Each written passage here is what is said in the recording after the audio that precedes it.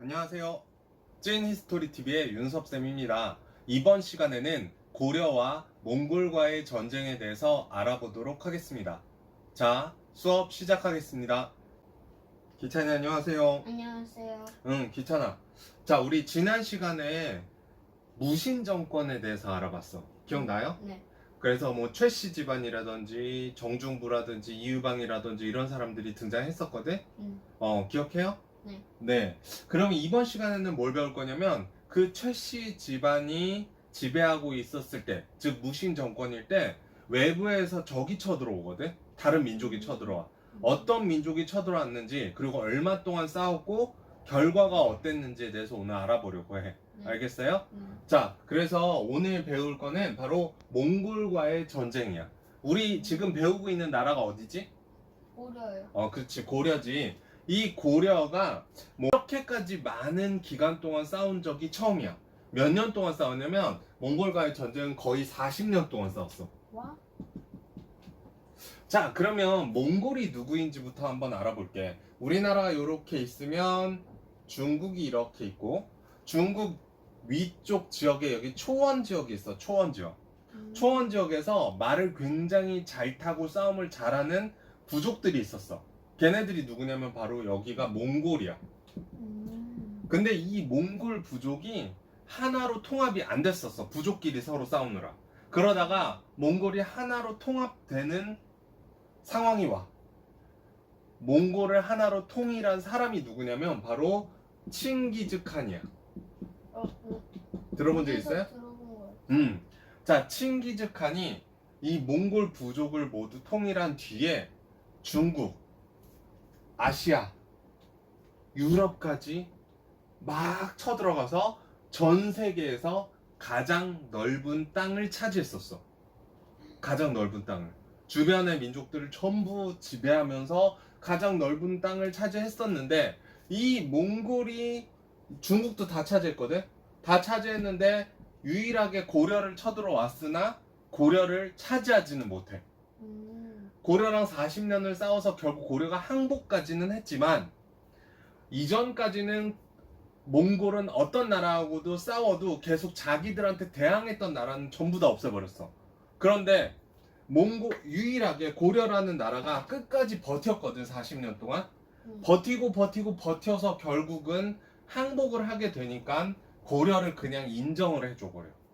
그래서 니네 우리에게 부마국이 되라. 부마국이라는 건 뭐냐면 고려가 사위, 그러니까 고려의 왕들이 몽골의 공주와 결혼을 해서 몽골의 황제가 장인어른, 그리고 고려 왕들이 다 사위, 이런 부마국의 신세가 되고 더 밑으로 이제 한 등급 더 낮아지는 고려가 돼. 하지만 고려라는 나라 이름을 그대로 유지한다라는 거지. 알겠어요? 자, 이제 몽골과의 관계 속에서 고려와의 첫 번째 관계가 어떻게 됐었는지, 그리고 그 관계 이후에 어떤 모습들이 있었는지 한번 자세하게 알아볼게. 몽골이 다른 민족을 침입할 때 그 민족이 패배를 해서 고려의 국경 지역까지 온 적이 있어. 그래서 국경 지역에서 그걸 막아내면서, 고려가 막아내면서 몽골과 고려와 그때 처음으로 만나. 근데 이때는 서로 공동의 적이 있었기 때문에 서로 별 얘기는 없었어. 근데 두 번째로 이제 마찰이 생기는 문제가 생겨. 뭐냐면 그 민족들을 일단 없애버리고, 자, 몽골이 고려라는 나라를 뒤에다 두고선 또 중국과 싸우기가 부담스러운 부분들이 있어서 고려에 사신을 보낸다. 몽골이 사신을 보내.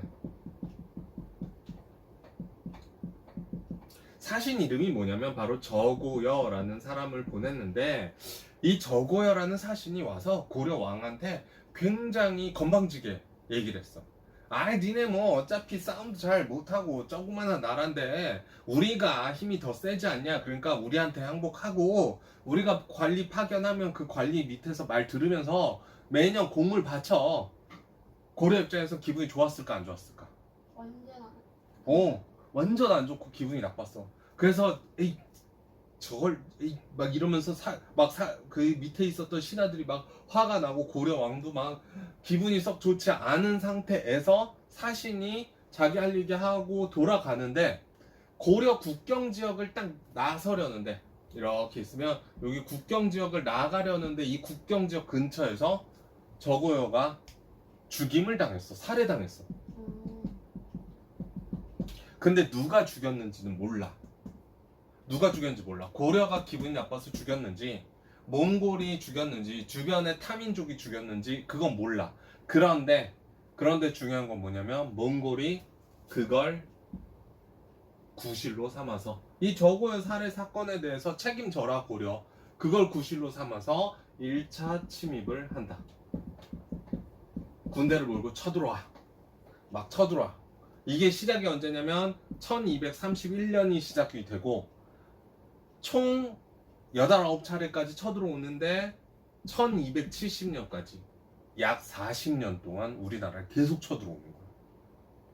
우리나라 피해가 많았을까 적었을까? 많았을 엄청나게 피해가 많았어. 결국은 1270년에 우리 앞에서 배웠던 무신 정권에서 최씨 집안이 다 망하고 고려의 왕이 항복을 하면서 고려가 몽골과 화친을 맺고 끝나게 되는 게 이 몽골과의 전쟁이야. 알겠어요? 자, 그럼 1차 침입은 이렇게 쳐들어왔어. 군대를 몰고 들어왔는데 고려가 막았을까 못 막았을까? 막았다라는 거지. 이 1차 침입일 때 최씨 정권에 누가 권력을 쥐고 있었냐면 최우라는 사람이 권력을 쥐고 있었어. 최충원의 아들, 두 번째 이제 최씨. 자, 이 최우가 1차 침입을 막아낸다. 1차 침입 때는 어디에서 주로 막혔냐면 1차 때는 귀주성에서. 우리 귀주대첩 강간창 기억나요? 네, 여기에서 이제 여러 차례 막아내고 몽골이 생각보다 이 고려를 뚫어낼 수가 없으니까 우리 그러면 강화를 합시다. 그러니까 즉 약속을 맺고 니네가 공을 바치고 뭐 이렇게 그 내정 간섭 하는 정도로 우리가 하겠다고 하면 니네가 오케이를 해라고 몽골이 얘기하니까 고려가 알겠다. 우리가 그 받아줄게 라고 얘기해. 하지만 고려는 몽골과의 약속을 지켰을까 안 지켰을까? 안 지켰어. 안 지켰어. 안 지키고 어떻게 했냐면 고려의 수도가 개성이잖아. 근데 이 몽골군이 육지 싸움은 되게 잘해. 왜냐면 몽골군이 말을 굉장히 잘 타거든. 말에서 태어나고 자라고 죽는다고 할 정도로 말을 타고 싸우는 건 제일 잘하는데 배를 타본 적이 없어. 그러니 바다로 나가면 우리가 유리하겠다 싶어서 요 밑으로 이렇게 내려와. 그리고 섬으로 들어가. 여기에 어떤 섬이 있냐면 강화도라는 섬이 있어. 이 강화도라는 섬으로 수도를 옮겨버렸어. 수도를 옮기고 여기에서 이제 싸우자라고 얘기를 해. 자, 말도 안 듣고 수도를 옮겼어. 두 번째로 또 2차 침입을 한다라는 거지. 2차 침입을 이끌었던 장군이 있는데 그 장군이 누구냐면 바로 살리타라는 장군이야. 이 살리타라는 장군이 강화도를 공격함과 동시에 주변의 육지를 다 공격해. 막 밀고 내려오는 거야. 내려가고 막 공격하고 난리가 났어. 그 살리타 장군이 용인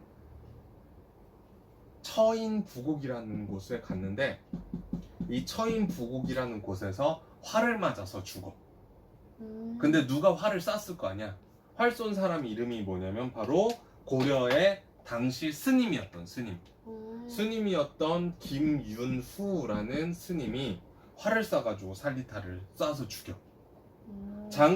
대장군을 잃은 몽골족은 결국은 후퇴를 하게 된다. 그래서 2차 침입은 이렇게 끝나지만 2차 침입 때 우리나라에서 굉장히 열심히 만들었던 초조대장경이라는 게 있어. 초조대장경. 혹시 팔만대장경 들어봤어? 귀찮아? 모르겠어. 대장경이라는 게 뭐냐면 대장경은 부처님의 말을 옮겨놓은 책 같은 거야. 이 초조대장경이 이때 불타버려.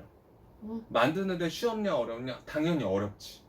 자, 그리고 이제 3차 침입이 또 일어나. 또 쳐들어왔어.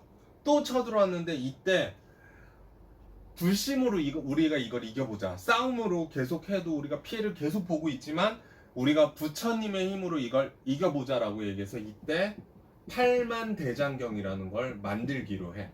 시작을 해. 그래서 팔만대장경. 그래서 모든 사람들이 다 불교를 믿고 있기 때문에 불심, 부처님의 힘으로서 이 왜적을 막아내자 하고 이렇게 노력을 한다라는 거. 그리고 또 5차 침입 때 정도에는 이제 김윤호 장군이 두 번째 때 스님이었던 김윤호가 2차 때 공을 세웠기 때문에 5차 때는 장군이 돼 있었어. 이 김윤호 장군이 또 열심히 싸워. 어디에서 싸우냐면 충주성이라는 곳에서 싸우거든. 충주성 더 밑으로 내려가면 충주성에서 싸워서 또 막아내. 그리고 이렇게 막아냈는데 중요한 건 막다가 결국 지친 거지.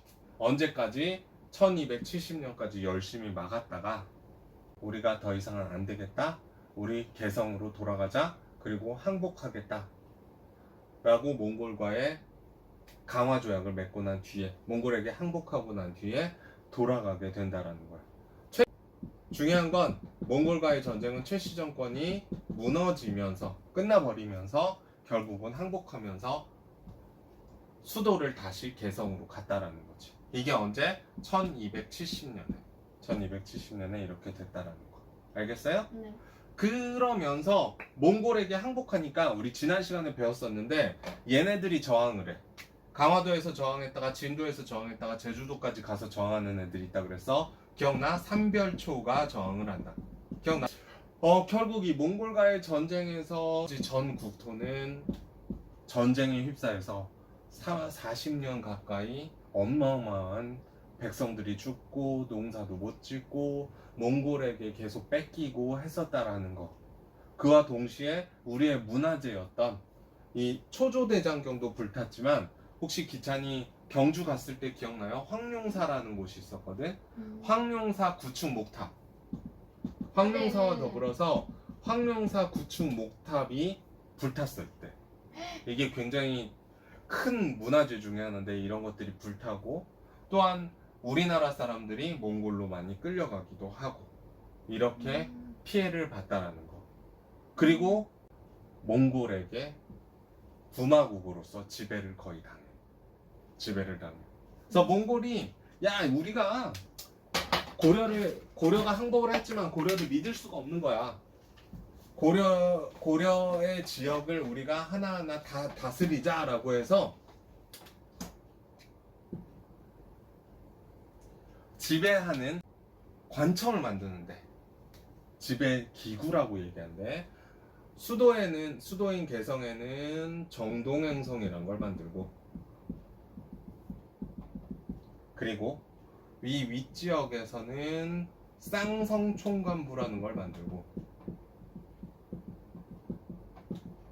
그리고 요 위에는 동명부라는 걸 또 만들고 그리고 밑에는 탐나 총관부라는 걸 만들어서 지역을 각각 지배했었대. 그래서 정동행성은 수도에서 혹시 반란이 일어날 수도 있잖아. 그래서 그런 것들을 감시하거나 이제 고려 왕이 그대로 있지만 고려 왕이 마음대로 못하게 내부적인 정치를 간섭했었다.